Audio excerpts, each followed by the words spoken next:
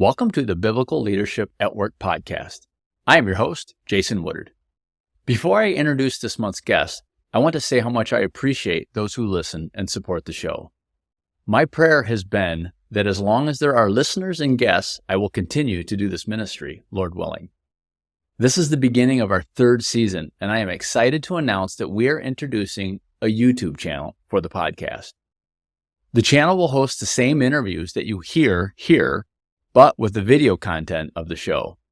So be sure to check it out and subscribe to the all-new Biblical Leadership at Work YouTube channel. Now, on to the show. On this month's episode, you will meet Jeshua Lauka, who is an attorney working in Grand Rapids, Michigan. Jeshua is passionate about leadership and shares some insightful words of wisdom regarding effective biblical leadership. He also shares about his fascinating testimony, including how his single mom took the family to church regardless of the potential roadblocks. But my mom, when she made the decision to take her kids to church, she just found some place that she knew. She and my dad, when they were together before we were born, knew a pastor in the inner city of Saginaw. She tracked him down, and we went to his church, his small church in the inner city of Saginaw. In not a great part of town. I remember this first night going to that church. It was a Thursday night, and we were scared. It was just, We didn't want to walk from the parking lot to the church. I love how Jeshua shares his realization as a teenager about who Jesus was and who he came to save. And it was there that I encountered the God of the universe who came down from heaven to be with people like me. You know, I was a nobody from a family of nobodies. And that's who Jesus spent his time with. Yep. He spent his time with the broken, the outcasts, the drunks, the prostitutes, the others of society. And I saw a God that wanted to be with those people and would end up dying for those people. And so Jeshua gives us a lot to consider regarding leadership in this episode. But I love how he and his firm boil down their leadership focus. And so what it boils down to, and I've been pretty open to anybody sitting across the table from us that are interested in applying to work with our firm, who we are. We love God and we love people. And that's just the bottom line. And so those are those core driving factors. And that might not work for everybody, right, but that's who we are. And that's what drives everything that I do personally and as a firm. So join me now as we get to know Jeshua and hear how God is working in and through him in the area of law. All right, well, Jeshua Lauka, brother, I appreciate you being on the podcast with me and getting to know you today with the audience. Thanks for taking time out of your day. Very glad to be here. Thanks for asking me, Jason. So let's dig right in and tell me a little bit about your career background. You know, let's go back maybe to education and career progression, and what are you up to now? Yeah, thanks for asking. So, I'm a lawyer. I went to law school. I always knew that I wanted to go to law school, particularly for me when I came to faith in Christ when I was 14. Kind of wanted to learn law and wanted to do something that was justice related. It was just a logical step for me. So went to law school, ultimately at one of the few Christian law schools in the country called Regent out in Virginia Beach area. And going there, really didn't know exactly what I wanted to do. I did know that at first I thought maybe some international nonprofit work like with International Justice Mission or something along those lines. But ultimately, ended up working private practice in a business law firm in Kalamazoo, Michigan. And after some time, kind of understood that the things that I really enjoyed about practicing law. So fast forward the last 12 years or so, I've been at my firm, David Wieringa Lauka. It was David and Wieringa before I joined a partner about 5 years ago. So David Wieringa Lauka. We're a boutique business law firm in downtown Grand Rapids, Michigan. We serve businesses anywhere between a startup to a mid-sized privately held business. And we also serve families with estate planning needs. So business and estate planning and anything that has to do with working with businesses and estate plan as well for families is what I do. And the other lawyers at my firm, I've got 2 partners and we've got a couple of other attorneys we're growing, and we've got about 4 other paralegals. So a size about 11, firm about 11 right now. So were you from the West Michigan area growing up? No, I wasn't. I grew up in Saginaw, Okay. Saginaw, Michigan, which is very It different is. Yeah. culturally than West Yeah. Michigan. And I've come to realize that over the last 15 years, and there was a reason we moved to the area when my wife and I got married. We met at undergrad at Michigan State. My wife was from the Lansing area, and she knew when we were coming back to Michigan from Virginia Beach, she knew the only place that she wanted to move was the west part of the Yeah. state. It's been a great place to live and raise a family. That's great. Yeah, I think that people that aren't from the state probably, you think Michigan is Michigan, but I'm sure in many other states it's Yes. the same way. You've got, I think, in Michigan, East and West and Upper Michigan, and those are 3 different, very different cultures Right. and ways of living. Yes. For sure. So while we're on the topic of family, tell us a little bit about your family. Yeah, I'm married to my wife, Annie. It's going on 20 years. So it'll be 20 years in October. And we have 4 children, Isaiah, Nolan, Tate, and Elsna. So 3 teenage boys and a 10-year-old daughter. So 17, 14, 13, and a 10-year-old That's a daughter. lot of teenage stuff in the house at one time, brother. I'll be praying for you. Yes, for it sure. is. Yeah, And I appreciate that. Active oh and yeah, fun, but it's for good. sure. Every stage has its challenges and blessings. So that's one thing I've realized. Raising kids. Yes. Tell us a little bit about Right. how did you come to faith in the Lord, Joshua? Was it growing up in a church home, or what would that look like? Yeah. Thanks for asking, Jason. And sometimes people make a lot of presumptions, particularly about me, where I'm at. I get asked about my name quite a bit, Jeshua, and so some assumptions, particularly in West Michigan. And I did not grow up in a Christian household, so I grew up in Saginaw, in some not great parts of Saginaw. So I grew up in a pretty broken household. My earliest memories were my mom and my dad. They were married, but they didn't live together. We were living with my mom and my 3 brothers in a relative's basement. Both of my parents were high school dropouts. My dad was a heroin addict and he was never around. And so ultimately, things in the house were very chaotic growing up. And it was when I was a young teenager, when I was 14, that things were so chaotic, and my mom did not really know what else to do. She did not have a safety net. So growing up with chaos, trauma, alcoholism on one side, drug addiction on the other, a father who was out of the picture.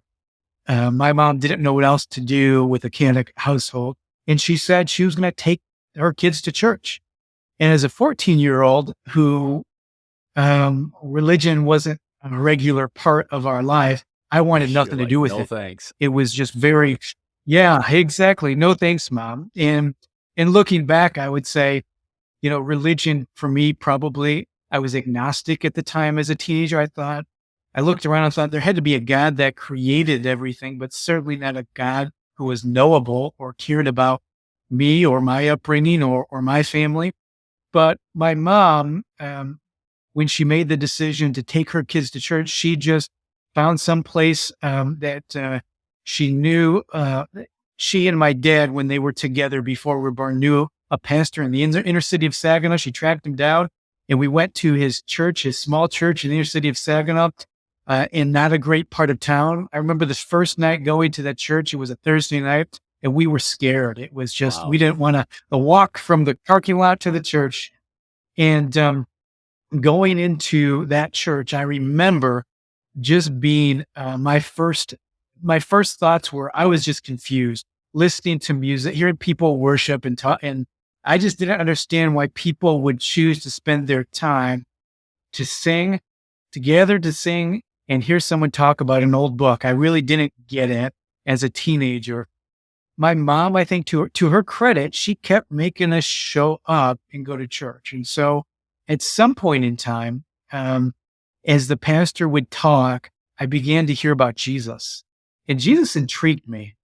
And so I decided just to open up the Bible in the pew in front of me and go to the part that talked about Jesus.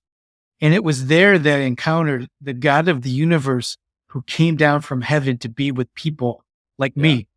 I was a nobody from a family of nobodies, and that's who Jesus spent his time with. Yep. He spent his time with the broken, the outcasts, the drunks, the prostitutes, the others of society. And I saw a God that wanted to be with those people and would end up dying for those people. And so it was around that time when I was 14, it was going to church and wrestling through these things. And I thought, I just came to this proposition in my mind that if there was a God, and that God loved me so much that he would come down from heaven to be with me, and that God would die for me, that was the most radical truth in existence. And that God deserved my everything. And so at the age of 14, I gave my life to Jesus, and God radically changed the trajectory of my life. He does. So things weren't perfect, but he changed the trajectory of my life. What did your mom think? I mean, did you, was your faith, your newfound faith, was it, I guess, something that she was experiencing as well, or was it not? So, like, what was her perspective of what was going on? Yeah. The good questions. And for people who, I will just say this, life is messy. It is messy. Right? Life is complicated. Because of our fallen nature, life is just complicated. And so it's not binary. It's not either or. It's my mom. My mom, she died a couple of years ago. And as I watched her take her last breath, it was kind of this bittersweet of looking at her life and saying, life wasn't how it should be for her. It was a hard life. Yet knowing that when she died, she had a saving faith. Yeah. She did have a true faith that she is more alive than I am today. Amen. So going back, yes, she definitely grabbed a hold of that faith. There were a lot of barriers in her life. I mean, that led to her making a lot of poor decisions that ultimately our kids that me and my siblings were affected by. But growing up, right. So the process of my conversion and growing up, part of that was healing work that God had to do, and it was a process, and it's always a process. It's a lifelong process. Sanctification, right? Like you said, it is messy. It's not just even just a linear upward trend. There's ups and downs. That's an amazing story, man. I love it. I love hearing how God has worked in people's lives and families. So thank you for sharing that with us, Jeshua. Yeah, thank you. That's awesome. Yeah. So let's talk a little bit about leadership. I would like to understand, what do you see as like your core principle of leadership? When you think about, leadership, there's so much that goes into that. And by now at where you are in your career, I wonder, what does that kind of boil down for you, effective leadership for you? Yeah. Wow. That is, it's a great question. I think it's a timely question where we are in our culture and society. But I look at all of these leadership books out there. I love reading. I'm an avid reader. I read a lot of different leadership and just being effective. And I think it really it boils down to wisdom. I think that we can be knowledgeable and still be unwise. And when I look at these books out there, these people who've written great books on leadership out there, the commonalities I see, the overlap that they're just obvious, are there. And a lot of these commonalities recognize, whether they overtly recognize it in their books or where it's implied, is that these are enduring principles that come from someplace. And I would say they come from the biblical truth of who God is and who he's created us to be, and how life just works better when we have these principles. And so I model what leadership looks like off of Jesus. The last couple of years, I've been able to articulate as our firm has grown over the last couple of years. We started out as a smaller law firm. We still are, but we've just naturally and organically grown. And through that process, I and my partners, we've done a lot of interviewing as we've looked to potentially onboard new lawyers. And part of that in onboarding, that interviewing process has allowed me to articulate our firm culture and our values. And so what it boils down to, and I've been pretty open to anybody sitting across the table from us that are interested in applying to work with our firm, who we are. We love God and we love people. And that's just the bottom line. And so those are those core driving factors. And that might not work for everybody, but that's who we are. And that's what drives everything that I do personally. And as a firm, I have two partners. We share core values, which is great it's essential to be aligned, but I can safely say that that's who we are. We love God and we love people. And when we're focused on others meaning God and others on the people that we serve, whether it's people in our team or it's the clients that we serve or other relationships, then things just go better that way. I think that too often believers do not see how their secular, quote unquote, secular work advances the kingdom, is a fulfillment of their calling as believers. And I want to get your thoughts, Jeshua, on how being a lawyer and helping to lead a law firm does fulfill the calling that God has placed on your life, and how it is, in your view, how do you see it as kingdom work? How do you see it as really missions work? Above and beyond even being able to, share the gospel at work, but I mean the work itself. Like, how do you see that as advancing the kingdom? Great question. And I don't want to misattribute this quote. It could have been a lot of people. Now, the last person I heard was maybe Tim Tebow, but in all things, preach the gospel. And when necessary, use words. Yep. Right? Yeah. And I've had, I will tell you, I have the pastor of our church doesn't like that saying. And I understand why, because I think what he's trying to do is defend against not sharing the gospel explicitly, which we should never do. We're called to share the gospel explicitly as we're given opportunity and as those chances come to us and those conversations come to us. But I understand that saying, I appreciate, because it's about the 99% of the work that we do, that you do, that I do, that's not explicitly verbally sharing the gospel with someone in our work, but it's just doing the work, and it's doing it in a way that honors Christ and how we do that work. Yes. Yeah, that's true. That's interesting. And I can understand there's probably there's a lot more context there with what your pastor's concern would be. And I think that for us who are believers in Christ, if we have received radical grace from God, if we know what we have been saved from, that really should change everything, right? And I remember having a conversation with a friend, and it was along the line of, there are some really good groups out there that are very evangelical in nature that I'm a part of that really focus on this. We really need to share faith. We really need to do, and I am all for sharing the good news. He had a question to me about, a neighbor in interaction I had. I explained it with a neighbor. His question to me was, well, does your neighbor, do you think they know that you're a Christian? And my gut reaction is, well, of course he should. If I'm in a relationship with him, then the most important thing that defines who I am is going to come out. Yes. Quickly. It comes quickly. out, the things. Yeah. Yes, very quickly. Right. It comes because the things that I'm involved in, the things that I'm passionate about. If you look at my calendar, hopefully the things that I am about reflect my desire to know Jesus and have him glorified in everything that I do. And so, yes, it's kind of this both and type. I completely get it. But so I do want to get back to your question though, and kind Could you remind me again what, I think because I did a little bit of detour No, there. that's Remind me fine. the question. So how do you basically it's how do you honor Christ in the work as a lawyer?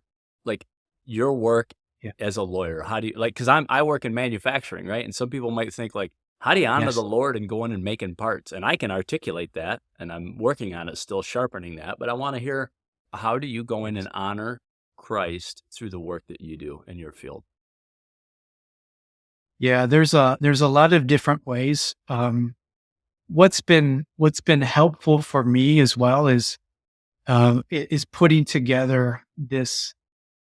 I mean, everything it's got to start with it. Everything's got to be an overflow of uh, of of what's being put into me. And what I mean by that is I've I heard it, and again, I would misattribute this, so I'm not gonna do justify to the quote, but it really stuck with me for the last 25 years. Of the only thing that I have to offer people is the fruit of my time with Jesus. That's the only thing that Yeah, I have to that's true. offer. It's Yeah. what's being put into me, and so when I start my days, I start it with the Lord, and if I start with that and I keep at the center what's most important, I start the days and I do as of late, this is kind of a new thing that I've got my personal mission statement of who I am, and I look at it every day. And what is for me today, it's at number one is it's Matthew. It's first seek his kingdom and his righteousness. That's what I'm doing today. And so if I go and I start my day, then hopefully every interaction that I have is intentional and it's spirit filled. And so um, going into the office, going into work, getting my mindset of what's most important is my interactions with people. And so making sure that my interactions with first my team members is that it's intentional. It's not self-focused. It's not agenda oriented. It's about them. And it's again, showing them the love of Christ and making them feel valued and loved. Um, uh, Same thing with in any type of interaction that I'm having with clients. And then I guess bathe with excellence. We're required to be good stewards of what we have and perform excellence so that we are doing everything well, doing it as we're doing it unto the Yeah. Lord. And I think that's so important.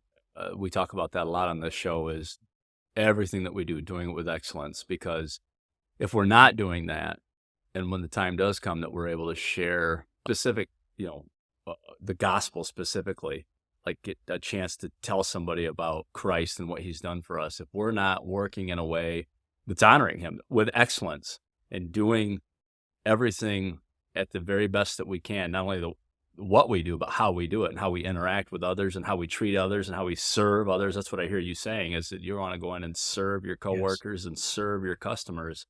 And if we're not doing that, then, our testimony is really going to be hurt and maybe destroyed even. I think that's a huge understatement. I think what you said is critical. Yeah.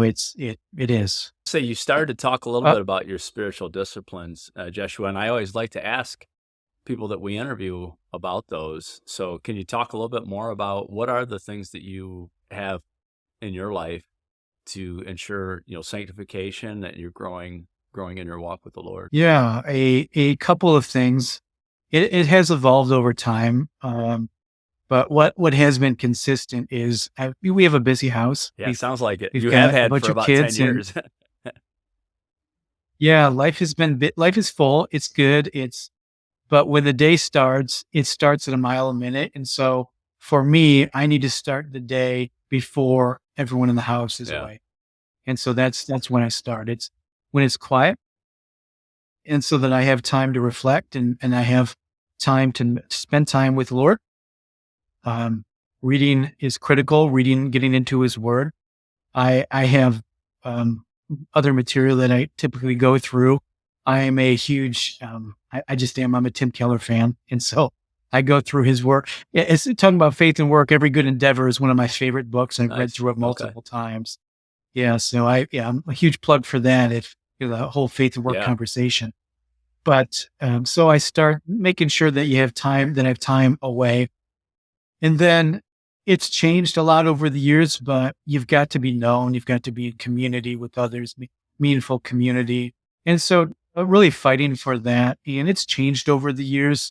It's changed from groups. And so, but for right now, the season that I'm at is really connecting with just a couple of people and making sure it's on the calendar consistent. People that have been in relationship for a while, that we're walking in the same direction. We have life circumstances that are similar, a bunch of kids and trying and owning a business, trying to run that. And so it's making sure that I'm being known. So those are the regular disciplines, but all of that really only happens if you set aside Yeah. time and be Yeah. intentional Yeah. about it. And it's always a struggle. And I think something else you mentioned that's important for maybe even younger parents and believers is that it will change over time, and that's okay as long as you Yes. stay at it. And I've thought about this over the years.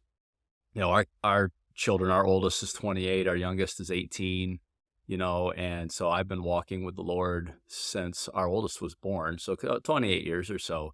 And I think about how my spiritual disciplines have grown but also changed. And yeah, I think and there's been times in my life when it wasn't good and it kind of dried up. And I think the encouragement would be for people who go through those times is to, to keep pushing back on that and be disciplined. And if you miss a few days or miss a few weeks, like it doesn't mean that you give up. You go back and try it. And if the morning doesn't work, maybe the evening does. And if the evening doesn't work, maybe the morning does. And, those circumstances change over time.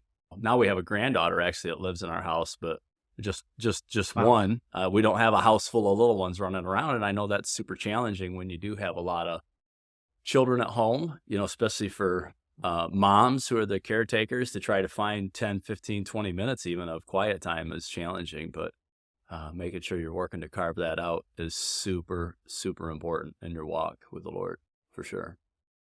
Yeah. And I think a good point that you raised, I mean, give yourself grace because grace is the word. We serve a gracious God. We do serve a gracious God, and I think that the trap of the enemy is to get us to a point where we want to give up, because we haven't done it, we haven't been faithful in something, and that's not the Lord's way. His way is forgiveness and grace, and certainly repentance is part of that, but then that means work at it again, go back at it again, for sure. Right. Jeshua, a different question along the line of leadership again. When you were earlier in your kind of leadership journey, what was something that you struggled with, and what have you done to overcome that? Or is it something that you've just had to manage that you still struggle with as you've gone further in that journey? Good question. So for me, I was put into leadership positions early, particularly in nonprofit board leadership. And I would find myself, 15 years ago, as a new board member for a nonprofit, being surrounded with people that are 20, 30, 40 years my senior. And those types of leadership positions, they did give me a little bit of imposter syndrome, a little bit of insecurity of, I don't belong at this table. I'm too young. Somebody else is better suited for that. I think it was only about 8 years ago when I served as board president of Mel Trotter Ministries, one of the largest rescue missions in Michigan, and stepping up as a 34-year-old to be chairing this organization that's been around for over 120 years. The board members, all of them, my senior, a lot of the same type of, I don't have the experience of what it takes. And that was something that I had to face early on. It really helped for me to realize it wasn't about me. I mean, that was part of it is I'm there to serve. Yeah. As a leader, we're there to serve. It's not about us. Even now, it's never about us. it's about the people that we serve. So within our business, it's our team and it's with our customers, but also in a nonprofit setting, if we're doing board service, board leadership, we're there to serve the stakeholders, the people, the guests that we serve. It's not about us. And I think that's probably helped me. We're all learning, and just not to take myself too seriously. Yeah. No, that's good. That reminds me of actually part of the sermon today at church. So it's Sunday. We're doing this interview on a Sunday, and our pastor we're working through the book of Luke. I don't want to paraphrase this loosely. I'm not looking it up. But essentially, Jesus had sent out the 70 or 72, and then they came back. So we were just reading today where they came back, and they were super excited that they were like, even we had power even over the demons in your name. And he said, basically, Jesus said, don't rejoice so much in that. Rejoice in the fact that your name is written in the book of life. And the pastor talked about how whether the ministry that God's called you to is going well or not going well, it's not you. It isn't about you. To your point, Jeshua, is you go serve and be faithful. And he shared an example of a missionary, I think an early missionary to China, who spent 10 years before he ever saw his first convert. And, he said he was faithful. It wasn't successful or not successful. He was quote unquote successful because he was walking in obedience to the Lord and what he called him to do, which meant, sowing seed on very, very hard soil. So I like the fact that and I have served on nonprofit boards now for about, I guess, 8 or 9 years. And I appreciate that because as we've brought on younger people and they've had a lot of value to add. And I think I've had those conversations with some people that we've tried to recruit, and they're like, no, I'm not, I'm not ready for that. And it's like, yeah, don't let that get in the way. If you're being asked, and for sure you should pray through it and, get input from your spouse and other people you trust. But if those things are all directing you to go do that, then the Lord will equip you to do that work. He is already equipping you to do that work. So that's really good. That's absolutely right. Good. Yeah. So the word that I think of there, you mentioned it. It's faithfulness. We're just called to be faithful. Yeah. That's all. It's not about us. Hey, different question, but about leadership, high level. So if you look at the world around us, right? Just look out and say, what do you think is the biggest thing missing in leadership that's having the most detrimental impact? And I'm talking, you look around business, politics, what do you see as the thing that's missing, the thing that's missing that's having the biggest impact? There's a lot that's missing, but. Wow. Yeah, there's an absolute lot. And the word that comes to mind, it kind of probably ties in a little bit to what we just talked about, but it's humility. Yeah. And what is humility? Humility is not thinking less of yourself. It's just thinking about yourself less. Yeah, right? I like that saying. Yeah. C.S. Lewis. Yeah. Mm-hmm. Yeah. And I think we see that. We see a lot of self-interest, and it's I think it's human nature. It's human tendency. We put these, whether it's selfish ambition that got people to a leadership position, or whether we had good intentions and we rose to that leadership position and we just think we're carrying the weight of the world on us. So it's about us. It's on us. If we just think less about ourselves through this process. So some people don't like the term servant leadership, but servant leadership is what comes to mind. Humility. I had a supervisor years ago that used to he would walk up to people. I remember this just stood out so much, and he would say, "What can I do for you?" And that's why he said that all the time, and he meant it. I was like, I've never had a supervisor walk up and say that. That's always about, what can you do for me, and what do you need to be doing right now? And this guy had that approach, and I've just always thought about that and tried to have that same approach with my team. I say, what can I do for you? Right? What do you need from me? How can I serve? And I know some leaders that will say that. How can I serve you? And I think that that's so powerful to say those words and to mean it. So a couple of things about that. One, the fact that memory of how that your supervisor treated you was so impactful that not only do you remember it, but you model after it. Yeah. It's so countercultural, Yeah, right? It's it so is. Yep. impactful. But the second thing you said is also to take that, but also to mean it. Yeah. And so to actually live that out, I think sometimes we get in this trap of you have companies with mission statements plastered all over. You've got, right. Yep. They know they've read the books. They know what they're supposed to do. It's, you know, it's the mission that is not only in the walls, but lived through the halls, as I hear. Is it actually lived Right. out? And it has to be Right. deep. It has to be transformative. I think that organizations should not plaster that stuff everywhere.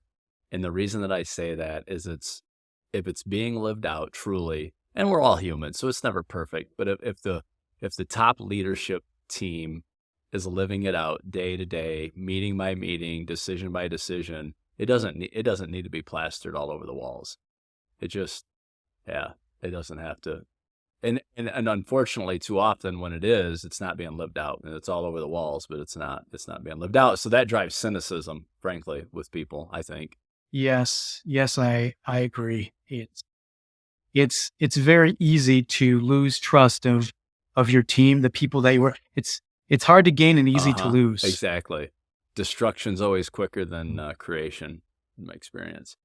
Who are some people that you follow? Authors, podcasters, websites? Like, who do you said you read a lot, and that's I think leaders should be readers, for another, like, coin another phrase there. But who do you follow? Who do you read? Who do you recommend?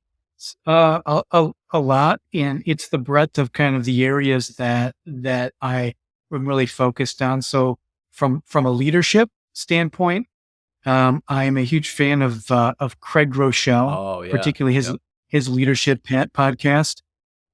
John Maxwell, not only his podcast but his books. I love I'm a John Maxwell. John Yeah, Maxwell I came fan. up on. He was the first leadership Mhm. author I ever read. The 21-year Irrefutable Laws of Leadership.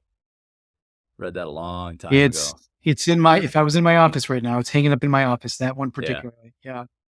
The, I mentioned a lot of Timothy Keller. Yeah, although he's a pastor, a lot of his truths are directed at leaders, and he does have some good leadership content.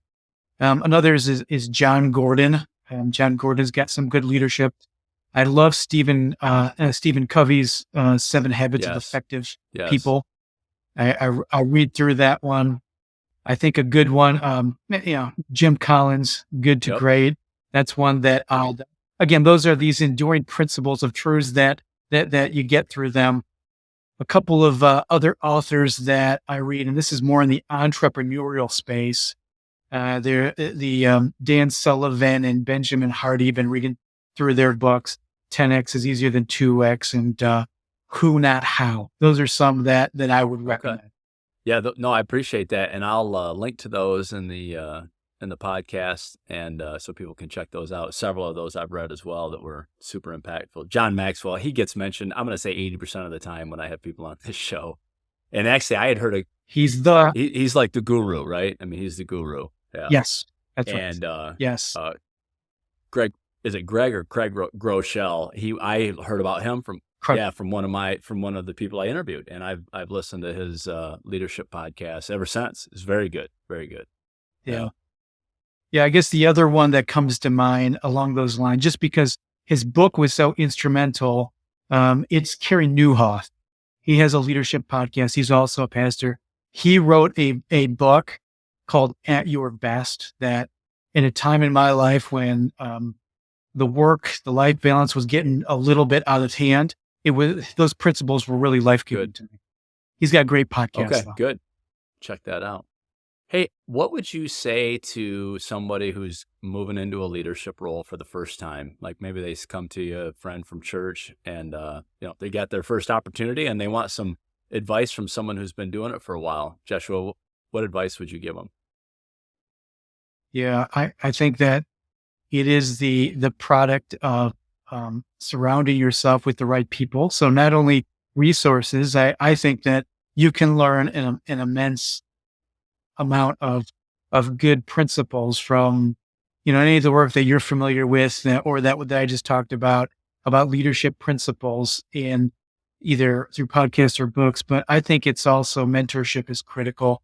So finding some people, at least one who's been there, who's at least 20 years out, that's walked through those, and just cling to them and in whatever time that they're willing to give you on a regular basis, because we need those people who have walked before ahead of us.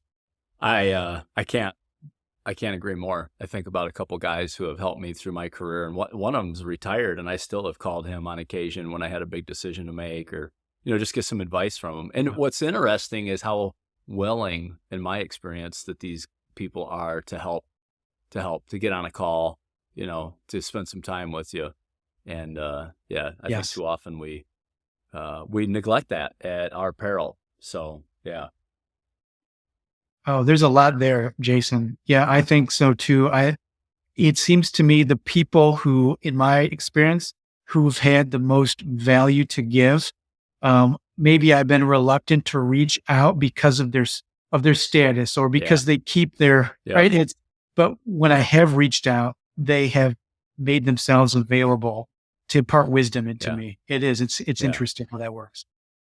Who else would you like to see come on this podcast? Who do you know that's a workplace leader, has been doing it for a while, would have some words of wisdom? Who do you think? Wow. Yeah, there's a lot of different contexts there. One organization that I have just become involved with over the last 6 months is called Faith-Driven Entrepreneurs.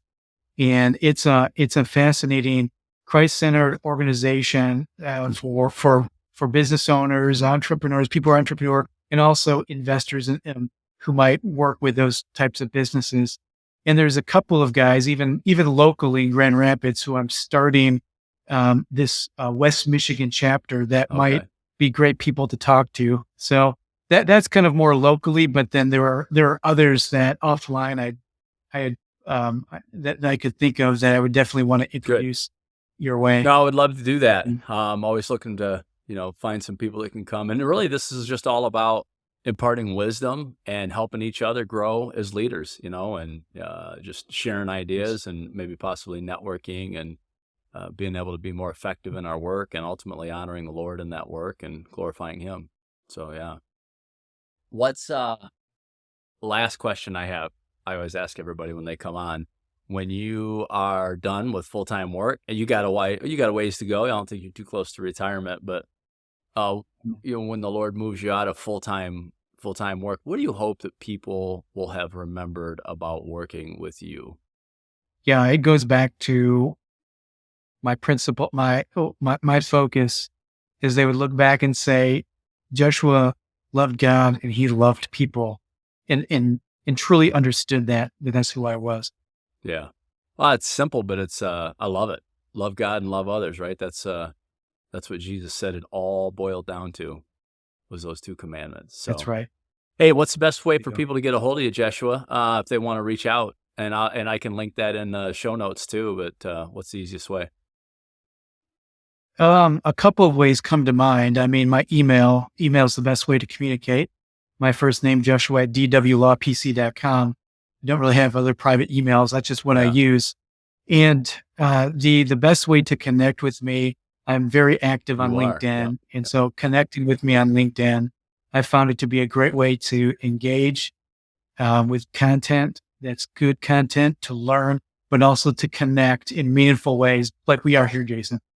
Yeah, no, I like following you on LinkedIn. You are very active on there, and I think have some great posts. So that's how I found you. So it's been good. Thanks. We'll link to that on the show notes. Yeah, other than that, man, I appreciate your time. It's been great hearing about your testimony. And this is the first time I've had someone on here who works in your industry and field. So that's always good. I like to have a broad range of people on to interview. So thank you for your time, man. I know you got a family, and giving me an hour of your time, that means a lot. So I appreciate it, brother. Yeah, very, very glad to. And like I said, it's always good to connect, particularly with people who are looking to follow after Jesus. Amen. And how to live it out in everything that we do. So Jason, really good to connect. Thanks, brother. And thank you for joining me again this month as we meet another leader striving to honor Christ in their work. Please check out our new YouTube channel where you can watch the interviews and comment on the content. I look forward to hearing back from you and being back again next month.